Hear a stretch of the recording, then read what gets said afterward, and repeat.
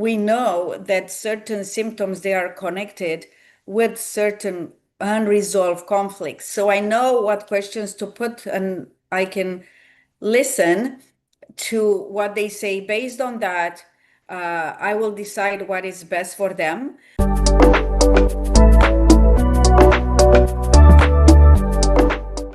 Hello, everyone. Welcome back to a new episode of the Spiritual Inspired Show. I am your host, Claudiu Murgan. For older episodes, please visit our YouTube channel, Gnostic TV, or spiritualinspired.ca. Please subscribe to our YouTube channel and upcoming Auraverse network. My guest today is Luciana Stan. Luciana, thank you for joining me. Thank you so much for inviting me, Claudio. It's a pleasure to be on your podcast today. Thank you. And you are for the first time here. So I would love to start by asking you, you left Romania and reinvented your life in Canada, which seems to inform your session work with migrants and abused women. How has your own immigration story shaped your healing approach? Oh wow, that's a big story, right? Because I left Romania in 1990, um, illegally, if we can say that, and I want to search for freedom, freedom to be able to express myself and all that I believed in. Because since I was a little girl, I was telling my mom that I want to help people, and I didn't know how. And after, of course, I was. Fascinated by, for example, motivational speeches or affirmations. So when kids were reading books, I was reading affirmations. And after, I was intrigued about meditation and energy healing. But as you probably know yourself, in Romania, before 1990, everything on that nature, it was forbidden. So definitely it was a challenge to my whole escape, if you want to call it this way, until I got here in Canada. But I was looking to fulfill my purpose, my sole purpose of helping others. And I started that first with my own journey of healing because it was pretty traumatic.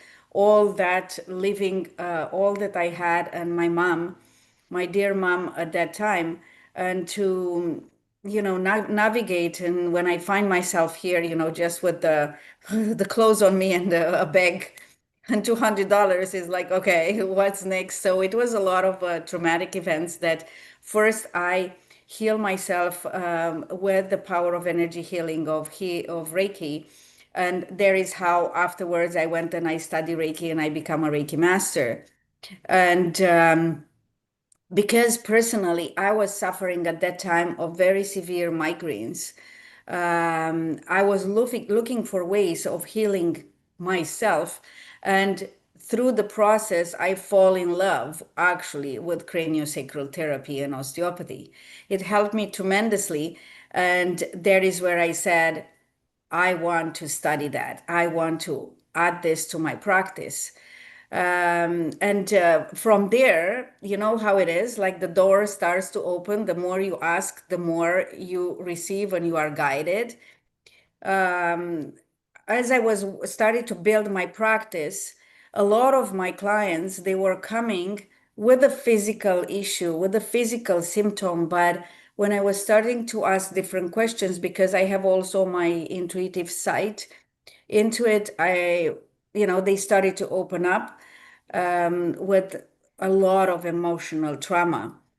And in craniosacral osteopathy, we were trained in somato-emotional release, but it was too traumatic from what I thought. And I didn't want to put that person in the same trauma, experiencing or remembering that trauma. So I searched for different other modalities.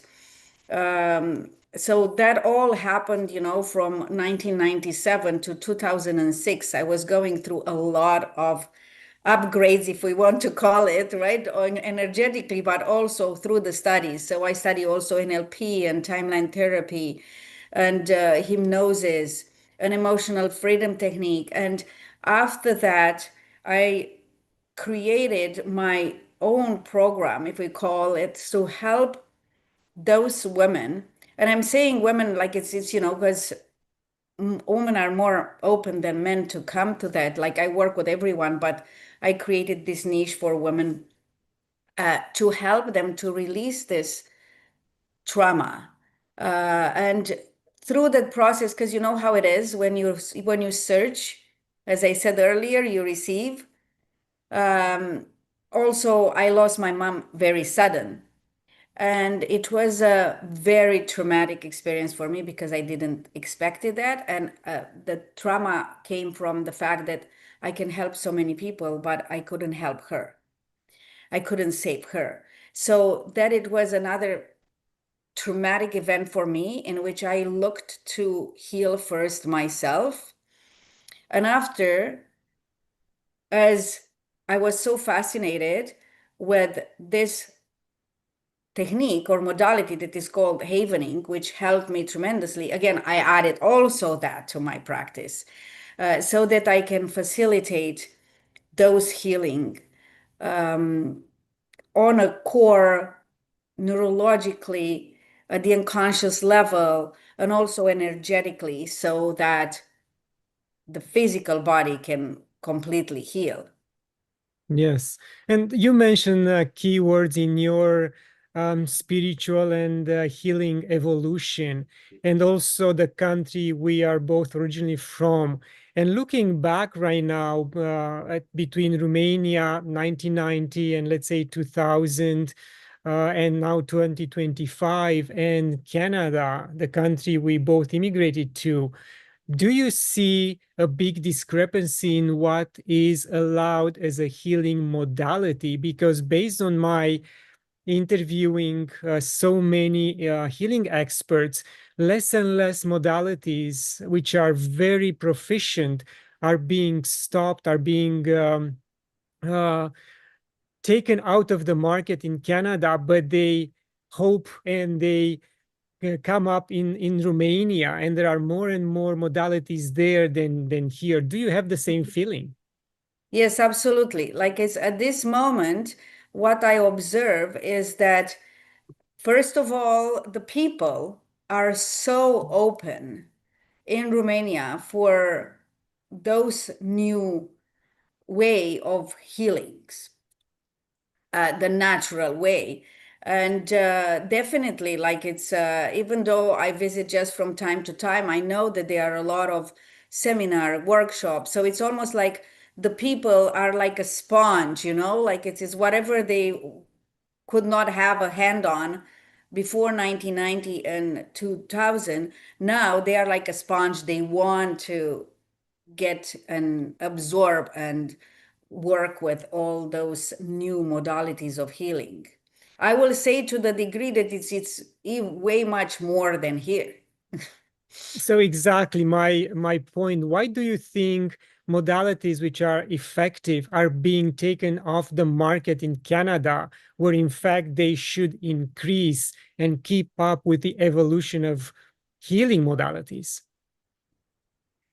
I will say my opinion, even though not many people, like it would like my opinion or will not be aware of it.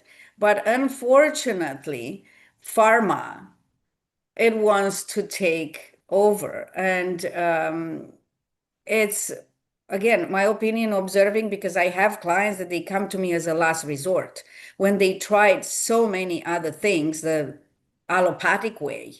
And after that, they come and it's what I save. I have many people that they say, "Oh, okay, you saved my life." And I said, "Well, I'm happy that I could help."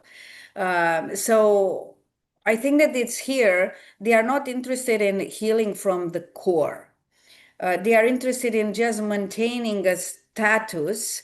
And of course, through the medication, the more medication you take, the more side effects you get, and after you get another medication for another side effect, and so on and so forth.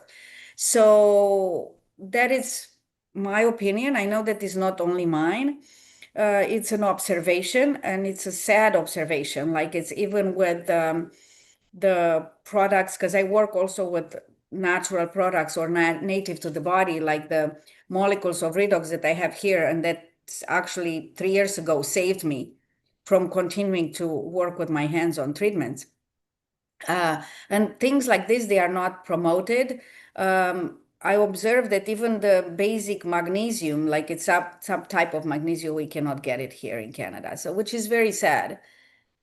Yes, and in fact, a lawyer came out publicly recently, and he mentioned that during an interaction with a Health Canada employee or a director, he was told that the mandate of Canada is not to take care of Canadians' health, but to impose certain rules and regulations. So that should tell us a lot. Absolutely. Yeah. Yeah. It's very, very sad. So that's why I want to create as much awareness as possible that actually we can heal on a cellular level. But it's important to invest because this is also something else that I observe, right? The mentality to invest in our health because our health is our wealth. Yes. Luciana, your site describes you as a surgeon of the heart. Can you unpack what that metaphor means in your healing practice, please? Yes, of course. Yeah. So, it's a story to that. And that's why I said I'm a surgeon of the heart, not heart surgeon. And as I was saying earlier, since I was very little, I was telling my mom that I wanted to help people, but I didn't know how at that time. On my teenage years, I was telling her that, oh, I want to become a surgeon. I was fascinated by, like how surgeons can, save lives. And of course, in Romania, as a woman in communist country, my mom said, "Oh no, if you can go to medicine, but probably you will end up in a tiny little village and you will not be able to be seen or do what actually you dream of doing." And at that time, I was very sad. Like, she was saying, "Oh no, go and do economics, do something, stay in an office so that it's much safer for you." Right. And I was not happy, but I did that, right? So I did all my university in economics, and but my soul was telling me something else. So the moment that I came here in Canada, I went and I studied everything that I could get hands on, and there is where I'm actually grateful to my mom now because I am a surgeon, but a surgeon of the heart, because I'm removing all those like it's energetical, emotional trauma tumors, if we want to call it, right? Like it's is that it helps on a much deeper level. Of course, we need the surgeons when they are all those emergency situations. But if we do not do those energetical, and neurological surgeries, the symptom or the physical manifestation of it will show up again Yes, and indeed. again. Yeah. And you mentioned so many modalities you are trained on. How do you decide which one to use when a client comes to you? So first of all, of course, like I start with the session, like it's with a session with a lot of questions. But it's not necessary details questions because not everybody is ready to tell their story. Some of them, they even forgot some. And in from German energy medicine that I also learned, we know that certain symptoms, they are connected with certain unresolved conflicts. So I know what questions to put and I can listen to what they say. Based on that, I will decide what is best for them. But also another criteria, it is not that many are ready from the very first session to open up. And they come just with, oh, I have this physical condition.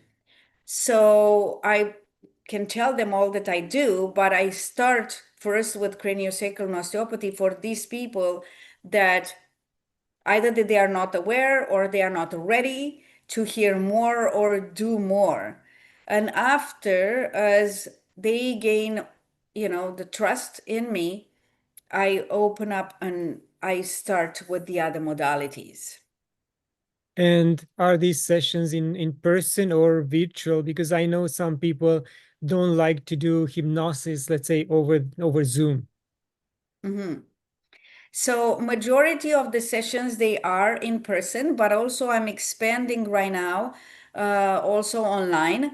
I when I work online, I not necessarily use hypnosis. I use all the other modalities that I know that they are effective.